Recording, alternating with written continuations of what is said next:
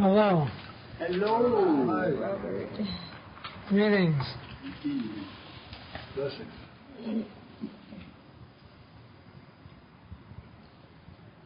It is good to be with you once again.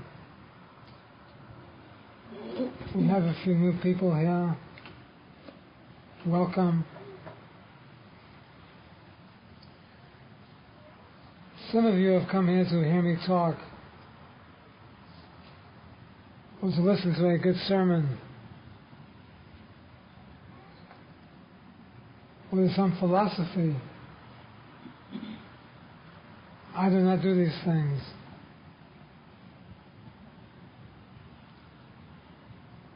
I am not a preacher or a philosopher or a sermonizer or anything like that. I am merely here to tell you that you are insane. To believe in this world the way it appears. To believe that you are a body going through these experiences. I'm here to tell you that all of your beliefs are nonsense. Everything that you have believed since you were born that's been brainwashed into your head is all a bunch of nonsense. And unless you free yourself from this, you're going to go around and around and around, never knowing what's going to be next, like a leaf in the wind. Coming back life after life, fighting for survival, not knowing what's going to happen tomorrow,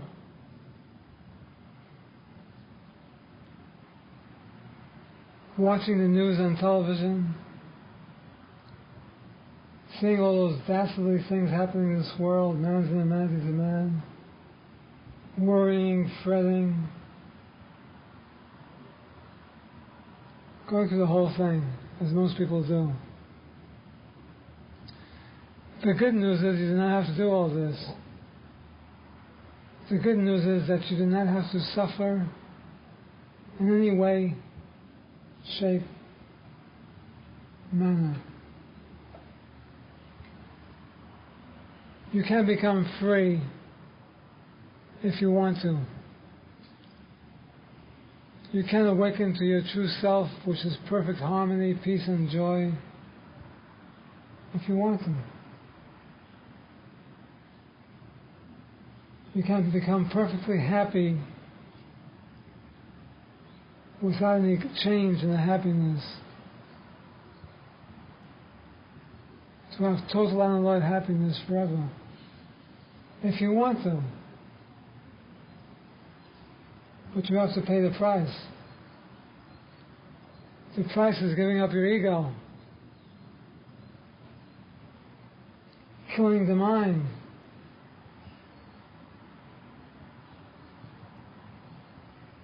Getting rid of the dogmas and concepts,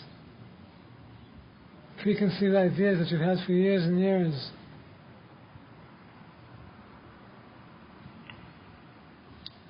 How do you do this? By becoming calm. Just by becoming calm.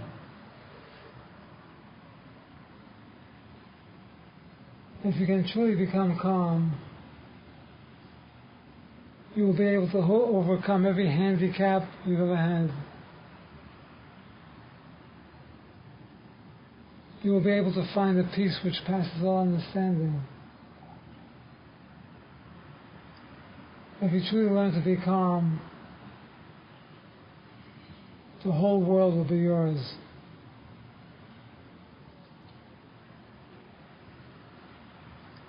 What do I mean by calm? I'm not referring to sublimating your feelings and your emotions. I'm not referring to holding it in. You're not liking something, but you have to be happy about it. And putting on an act of happiness and peace. I'm referring to becoming totally calm in your heart. Totally calm in your heart is when you feel that all is well, that there are no mistakes. To be perfectly calm is to feel something divine within yourself. A joy, a love. No thing can upset you any longer.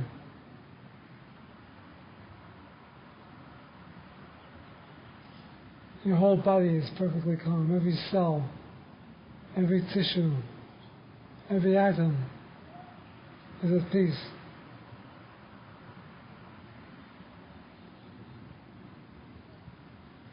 This calmness you cannot imagine. Well, many people will say they're calm until someone rubs them the wrong way. Then what happens to their calmness and their peace? It's gone. They become agitated, excited.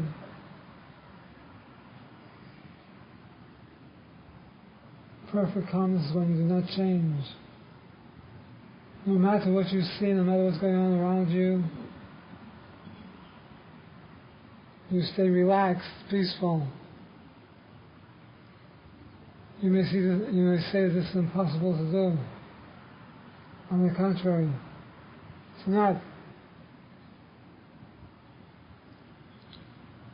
You can make yourself this way. For this is your true state to begin with. Perfect calmness, perfect happiness, perfect peace.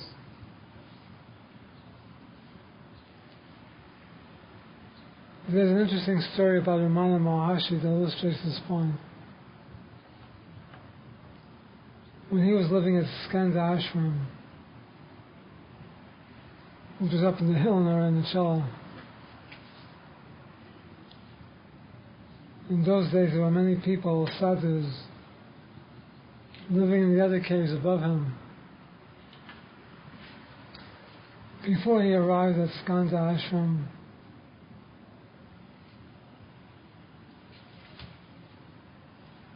these so-called sadhus were visited by devotees, disciples, seekers. People would come to them,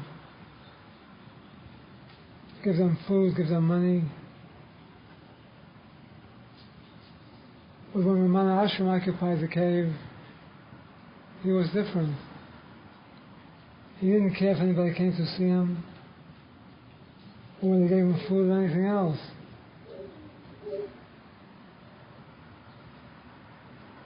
So by that attitude, he attracted more people. People wanted to see this person who needs nothing, who wants nothing, who is still and calm all day long. Flocks of tourists came to see him. Now the sadhus who lived above him, about 50 feet above him in the cave, became jealous. They decided to kill him. They rolled boulders down him. And he would be sitting on a rock outside of the cave, looking at the paper, and the boulder would fall right to the side of him. He never looked up, he never glanced, he continued reading the paper. He didn't care. Another boulder came to this side of him. Same response. The boulders always missed him. This went on for about a week. At which time he got up and went upstairs to the other cave, upstairs, a two-story house. He climbed the hill, and he looked at Sadhu right in the face who's been throwing his boulders. He said, "What are you doing? Why are you doing this?" Just stared at him and left. Something happened to the Sadhu. By the luck Ramana gave him, he changed his mind and never bothered Ramana again. This is calmness. Also, there's an incident that Ramana told me personally. In 1948, I was at Arthur Osborne's home near Ramana Ashram. And Ramana used to walk in there every once in a while. He came in one day, sat down, and he started to talk about not reacting to things. He said the only spiritual life you need is not to react. And he smiled and told me this interesting story that happened to him again.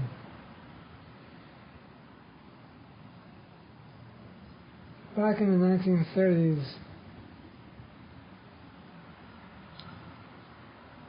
some pundits who lived in Madras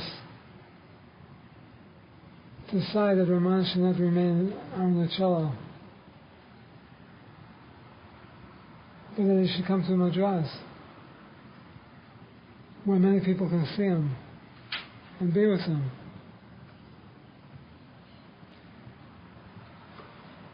12 of them approached Ramana and said, Ramana, we'd like you to come to Madras. We're going to take you to Madras, where you can be with more people. Not in the jungle here, where hardly anybody knows where you are. Most people do not know about you. We will take you to Madras in 2 days' time. Ramana, as usual, didn't say a word. In times like this, he always kept silent, totally silent, never answered. His devotees became very worried and very upset because they knew he wouldn't answer, he never does. And yet they were going to come in 2 days and take him away. These were scholarly people.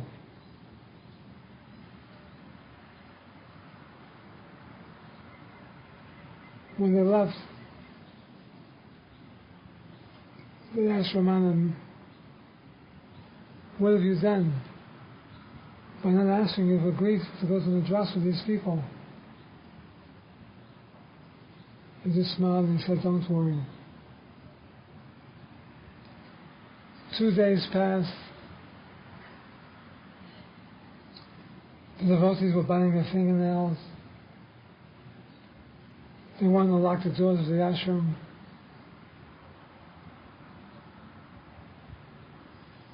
Some of them wanted to take physical action against these people. For the people from Madras said, a group of 20 of us will come in a bus to take him to Madras.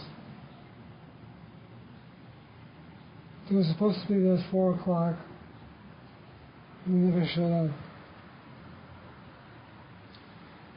Ramana called the cook and he said, prepare a meal for 20 people. They will come soon. And all the devotees said, what are you talking about? Are you going with them? You can't leave us. They were crying, they were screaming, they were doing all kinds of things. Ramana said, do not worry, prepare food. And they did. At about 6 o'clock, the group from Madras entered the hall. They were disheveled. Some of them were bleeding. They sat down in front of Ramana and just looked at him, didn't say a word. And he didn't say a word. What had happened, when they were on the bus, 2 miles from the ashram, the bus turned over 3 times. Nobody was seriously hurt, but they were in bad shape. They sat at the ashram floor, looking at Ramana. After about an hour, he said, come, let's go to the kitchen and eat. He took them into the kitchen. They ate, and they came back into the hall and sat down again.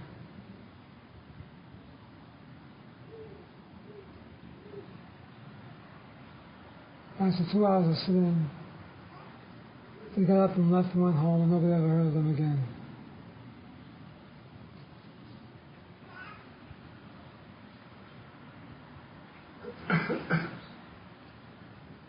Ramana ended the story by telling me to be calm is the greatest asset in the world. It's the greatest siddhi, the greatest power you can have. If you can only learn to be calm, you will solve every problem.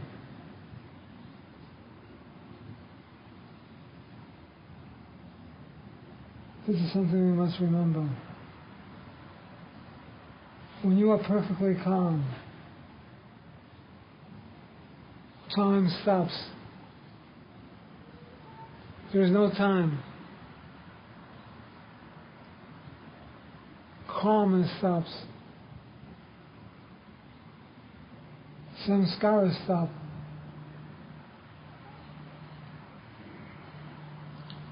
Everything becomes null and void.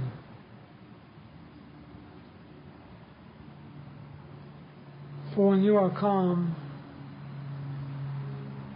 you are one with the entire energy of the universe.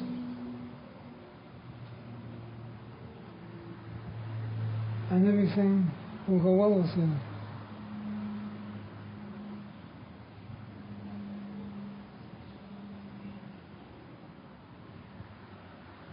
To be calm means you are in control. You're not worried about the situation, the outcome, what's going to happen tomorrow. He was too calm.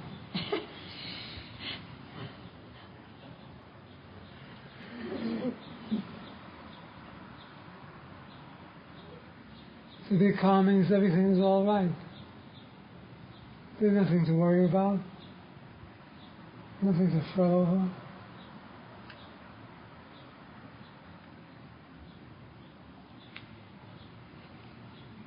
This is also the meaning of the biblical saying, "Be still and know that I am God."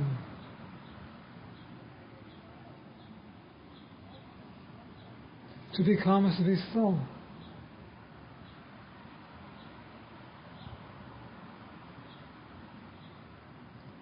If you have any problem, if you have a problem right now, think about this problem for a moment.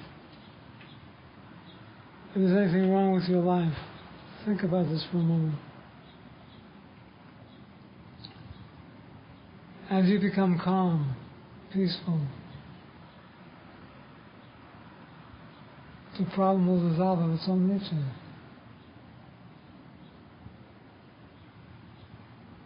There cannot be a problem with a person who is calm.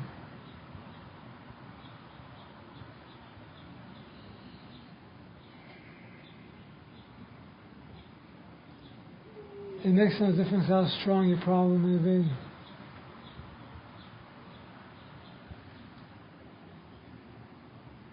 If you remain calm throughout it, you will come out smiling, laughing, at peace.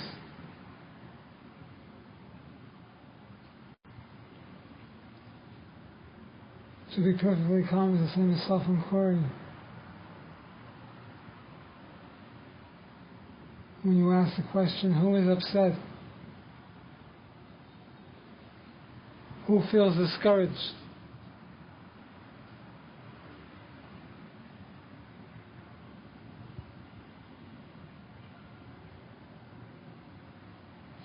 Who feels disillusioned? Did you raise your hand, Bob? I thought you felt disillusioned.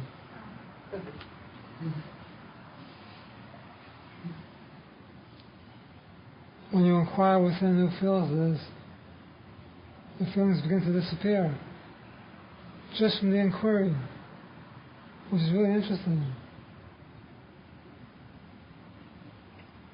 This is why self-inquiry is the best psychotherapy around.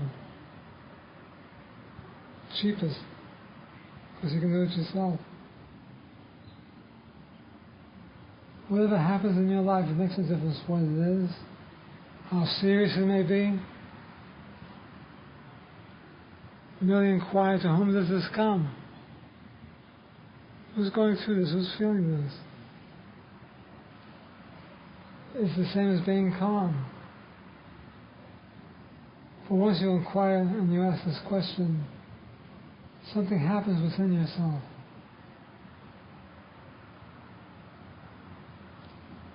There's a shuffling that goes on within yourself.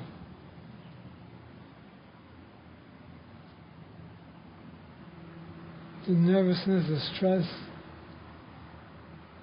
that's been annoying you all of this time starts to back off. And you feel good. So even if some of you are not using self-inquiry for liberation or realization, you can use it in your everyday life to become calm, peaceful, and happy. If you're doing it for this reason, you do not have to go any further. In other words, if you're doing it to solve problems, to get rid of depression, sadness, unhappiness, all you have to do is ask, to whom does this come? Who's feeling this? That's all. And become still. You'll notice you're feeling more peaceful. All of your worries are melting. But of course, if you wish to become liberated, you go all the way with it. You ask, to whom does this come? The answer comes, it's happening to me. I feel this sadness, I feel this stress. Then who am I?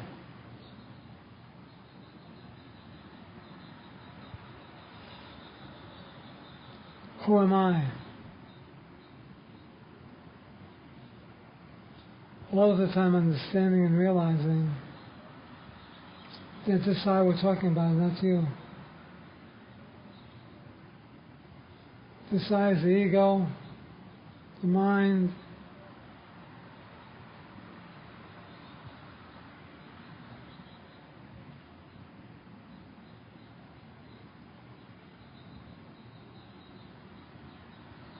it's not you.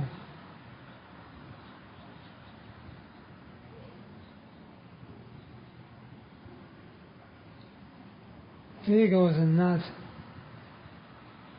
in your heart that separates the mind from the self.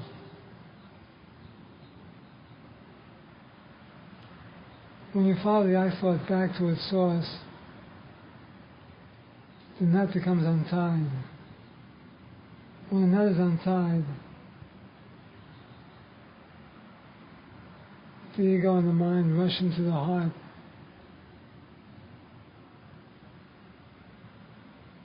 They both drown in the heart center, which is the self, and you become liberated.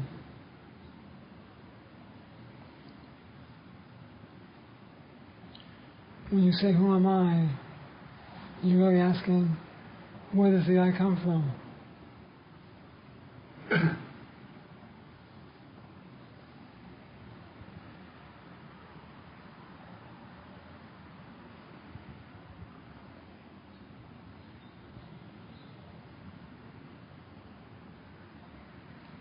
Where does the I come from?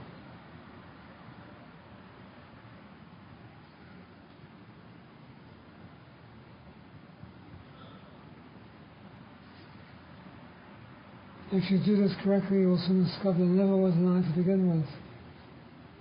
The I does not exist whatsoever, at all.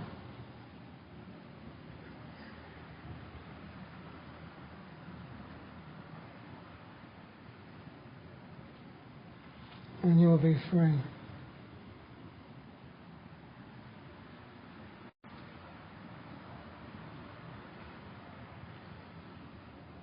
So take an honest look at yourself. Examine your thoughts.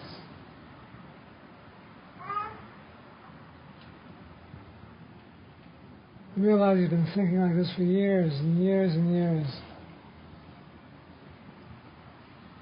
It is your thoughts that bring you problems and troubles.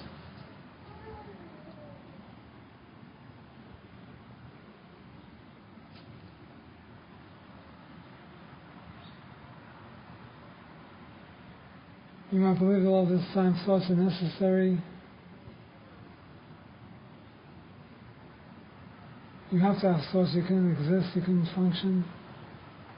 On the contrary, when your thoughts are transcended and transmuted, the pure awareness takes over, the absolute reality, and you will function much better than you did when you think. As an example,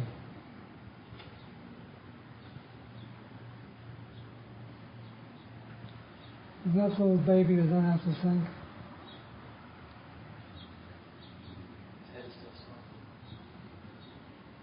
It knows somebody takes care of it. Somebody will always take care of it. There's nothing to think about.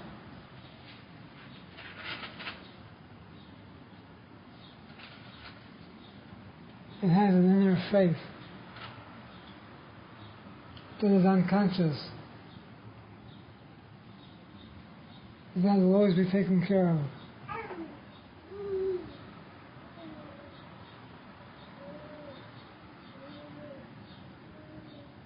An apple tree cannot think,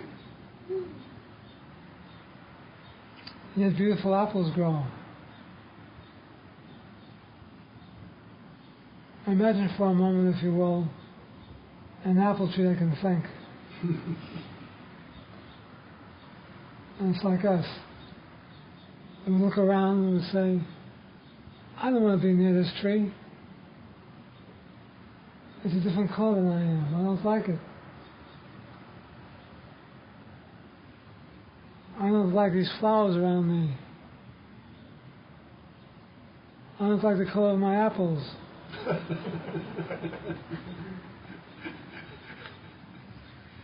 I don't like this and I don't like that. We become fussy and irritable. And she would die. Those very thoughts. But because the tree does not think, the powers that be take care of it. And it goes into a beautiful apple tree with luscious apples. This is true of all of nature and babies. It is only when we grow up that we become babbling idiots.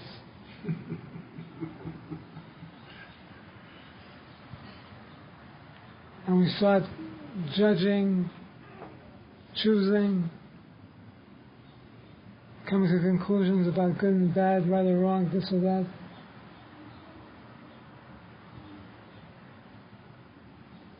We start comparing. And we go through the whole nonsense. This is what keeps us back. This is what prevents us from waking up. Our thoughts. If only we were like the tree. Like a flower.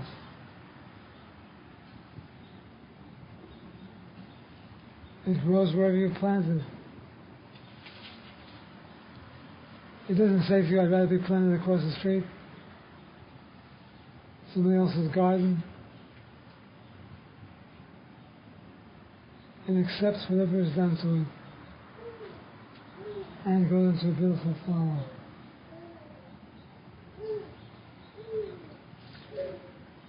Take a look at yourself, all of your prejudices.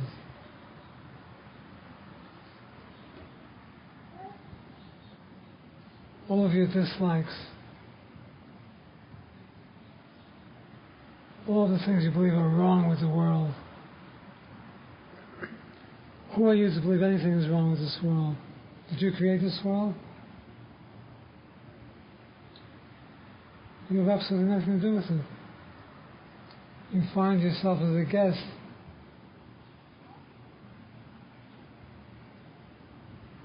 We have to cohabitate with the trees, with the flowers, with the animals, with the minerals, with the people. We're not here to change anything one iota. And because of man changing things that he suffers. We have to learn to leave things alone. To leave ourselves alone. Do not be harsh with yourself.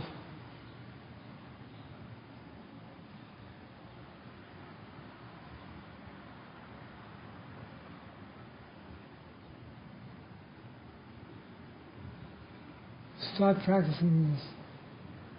Being calm, peaceful, relaxed.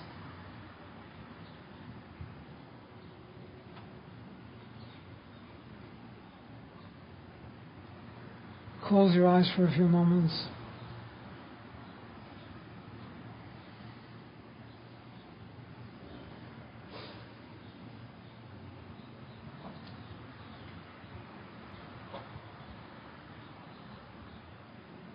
Feel the peace and calmness everywhere.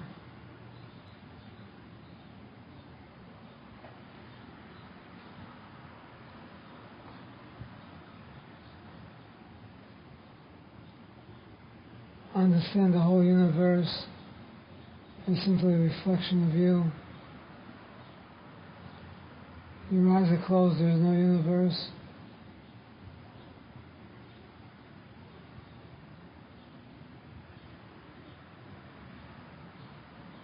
You're making up your mind this instant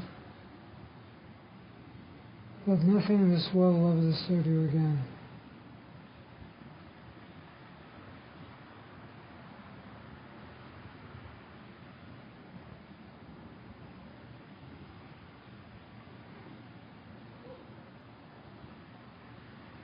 You have overcome.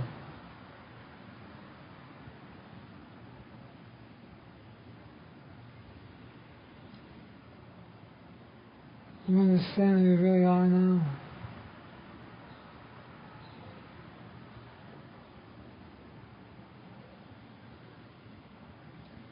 You are the imperishable self,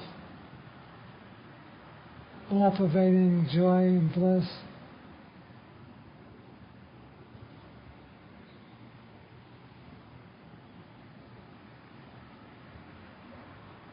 The past is dead. The future is not here. In this moment, all is well.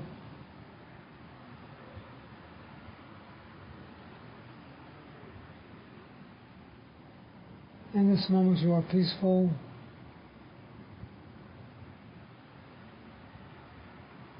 You are one with all there is.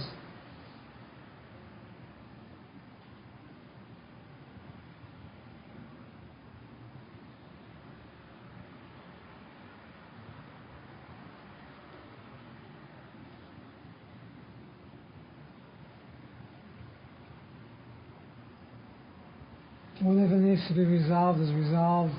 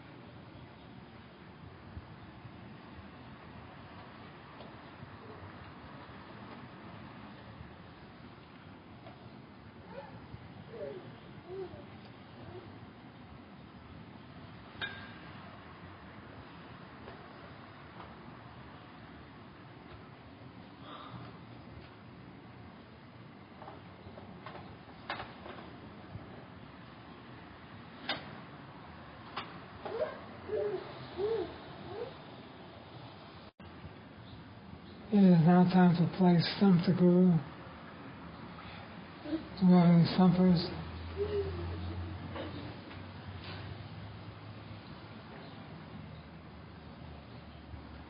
Remember the right questions when you come in.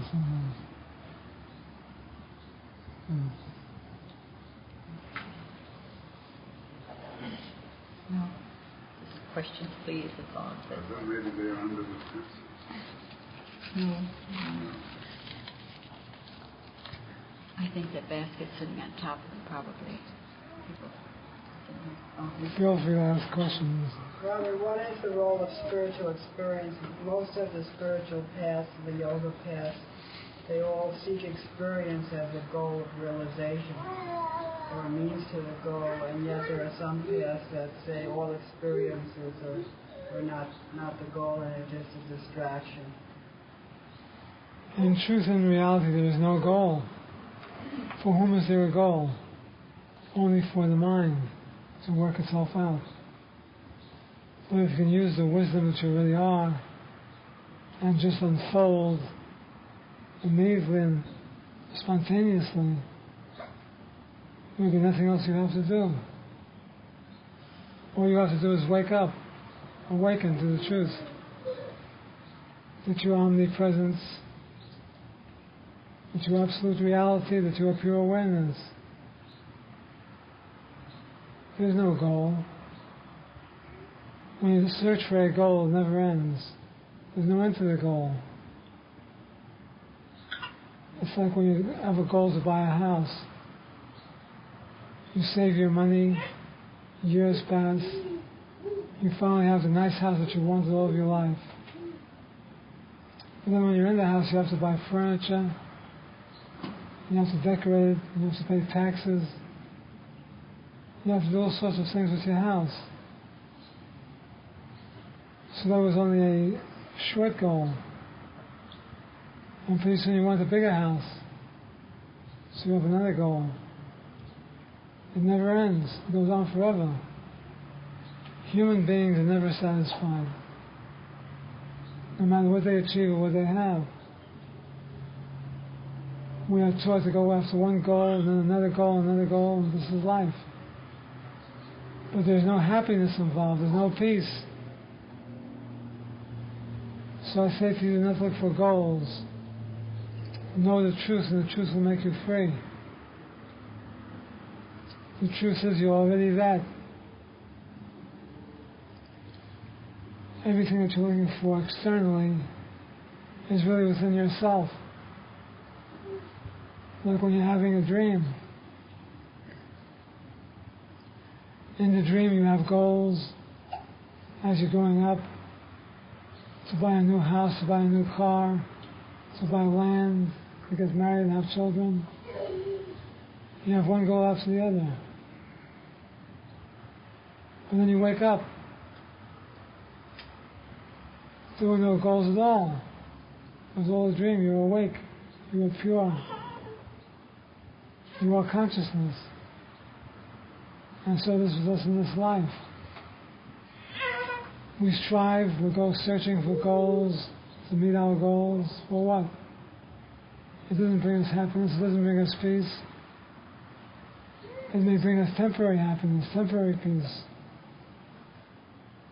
But then we always have to look for more and more goals. Instead of searching for goals, awaken. Wake up and be free. By inquiring who needs goals.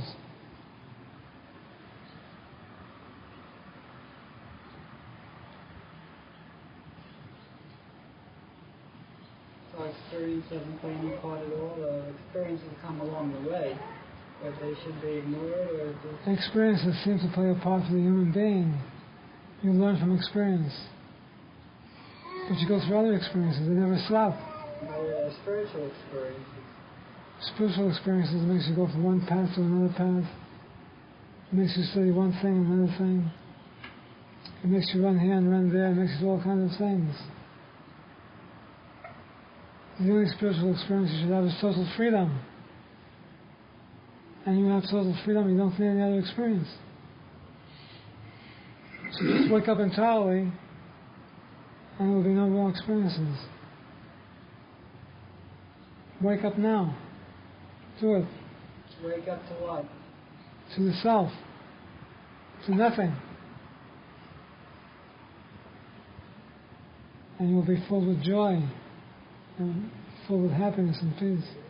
It seems to be a grace that has to come, because you say wake up, I can feel in consciousness, but I still don't really realize the status of consciousness, what consciousness really is. Consciousness is really you when you're quiet and still. When you are calm and there are no thoughts, then there's consciousness. When there are thoughts, when there are irritations, then this holds consciousness back, it appears. So try to quiet your mind. Try to be still for long periods of time. And you will be yourself, consciousness. And then whatever has to happen from there on is by God's business or consciousness' business. When you are consciousness, you will forget about whatever has to happen. Because whatever has to happen is gone, it's been transcended. Whatever has to happen is around when there's no consciousness. When there's consciousness, there's nothing to happen. What else has to happen? Nothing. If I have a goal, it means I want things to be different than they are, and there's no way for something to be different than it is at any one time. True, it may appear to be different for a while, but always reverts back again to something else. Goals never cease. Goals never bring you happiness or peace. They usually bring you problems. Consciousness, then there's nothing so whatever occurring or happens. Exactly. It's a tabula rasa. Yes. It's very simple, isn't it? Of course.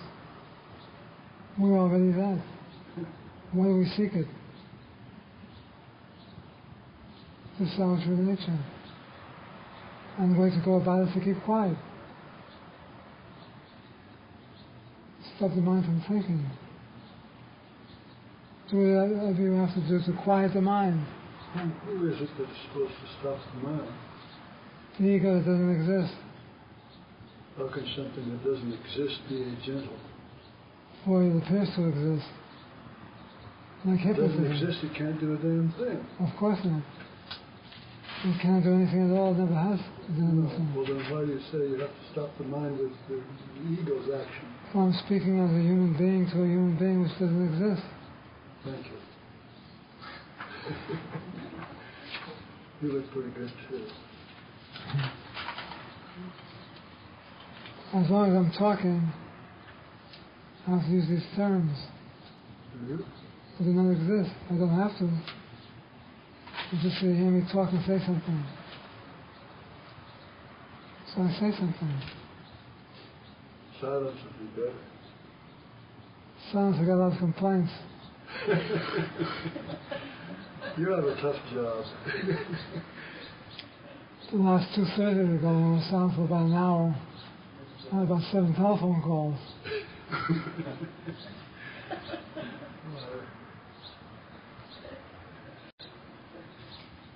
feel for it. It's okay. I have a question. I've been a devotee of Sri Ramana. Sir? Krishna? No, Bhagwan. For a long time, about 24 years. And when I finally got to go there in April of 1989, I was there 3.5 days. It was already hot as a dickens, so over 100. You should have gone in November. So, You should have gone in November. well, I was in India for another purpose. But I wanted to go anyway. And what my question is, when I got there, I didn't have this feeling that so many people write about, the feeling that the master was there in the body.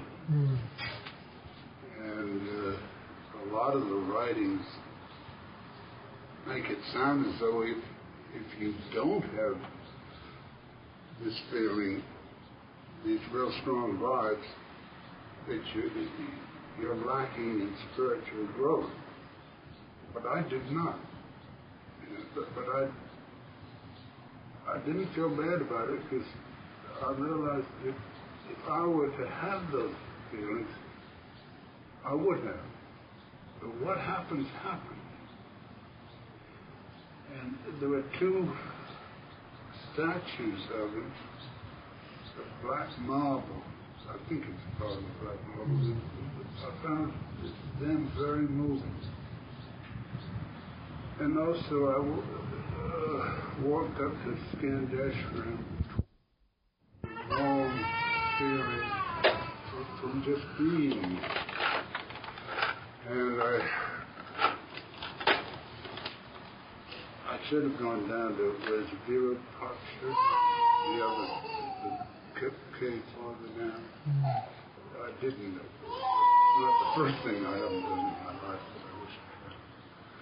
Anyway, my question is, I shouldn't feel bad, should I, that I didn't pick up these strong vibes from the overall experience. I wouldn't take $1 million for having had it, but I do have. I've had wonderful warm feelings at other places. When I went waiting at Dakshineshwar, I went waiting and I felt really good. So those things happen because they're supposed to happen. It's not a reward or anything for having been a good boy or anything like that. Those things happen because they're supposed to happen, and they're not necessarily indicative of spiritual growth or lack of it. Is that a fair way to speak? You are correct. The trouble is we compare ourselves with others. When we compare what we read in books, we read about people who go in and they become enlightened, all of a sudden they awaken, they have all kinds of good feelings. We shouldn't judge these things. Everyone is divine. Everyone will eventually awaken. Do not look at anybody else's feelings they have that you don't have. You are unique in your own inimitable way. You are you. Even when Ramana was alive, people came to see him and they said, "Who is this old man? I don't feel a thing. He's just a silly old man." Many people want to go to that notion. Therefore, do not judge yourself, do not condemn yourself. You are good just the way you are. Everyone. Of course. Again, the main problem is we compare ourselves to others. We have a person going into all kinds of Kriyas, having all kinds of emotional fits, and nothing happens to us. We look at ourselves and say, I must be doing something wrong, I'm not holy enough. On the contrary. I remember one time I visited Muktananda, Swami Muktananda, in Fallsbrook, Falls, something in New York State. In a big ashram there. Tremendous hall. And people were in there having all kinds of kriyas, screaming, crying, going into all kinds of postures. And Muktananda would walk over to some of these people and look at them and tell them, "Man, just throw them out." Because they're all faking these things.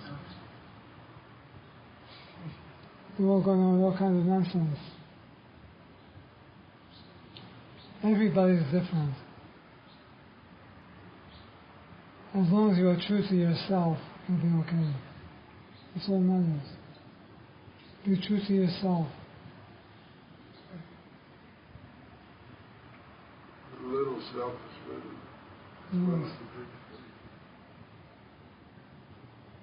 Everything will happen by its own volition when the time is ready. Self you're referring to yourself. What's self? Both selves. Little self, the big self, and no self. No self. Pick a self. I like no self.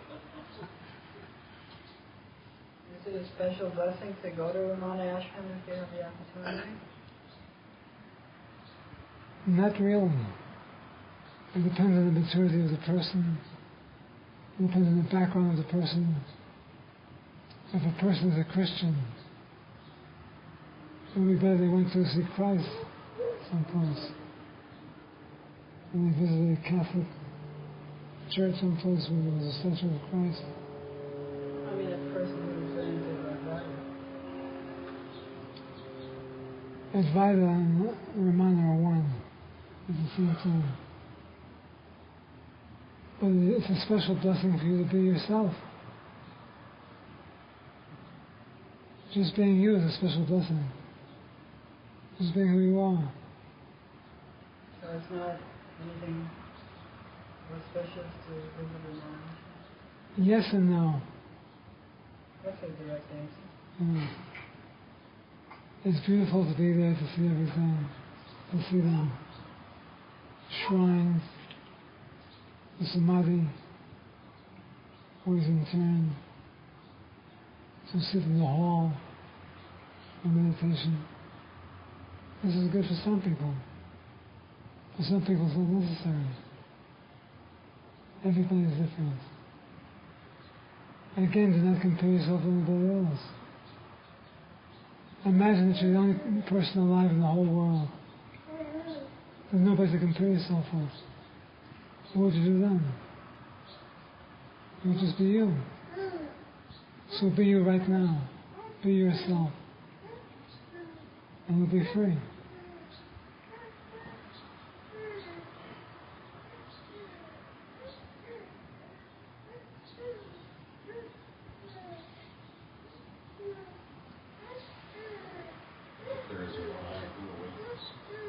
There's a what? There is no I who awakens.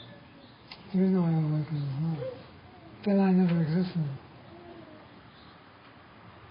But there's the I am, which is the self, the absolute reality.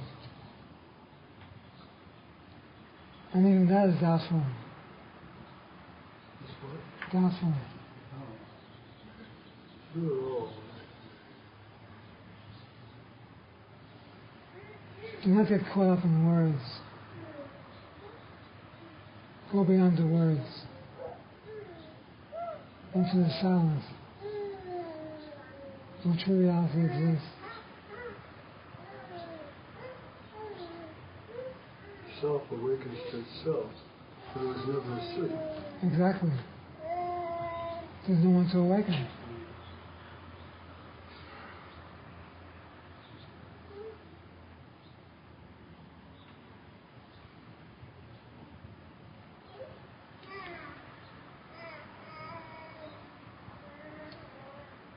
We have a reading from the Ashravakra Gita, and then we go to. It is now Prasad time. The reason you all came here.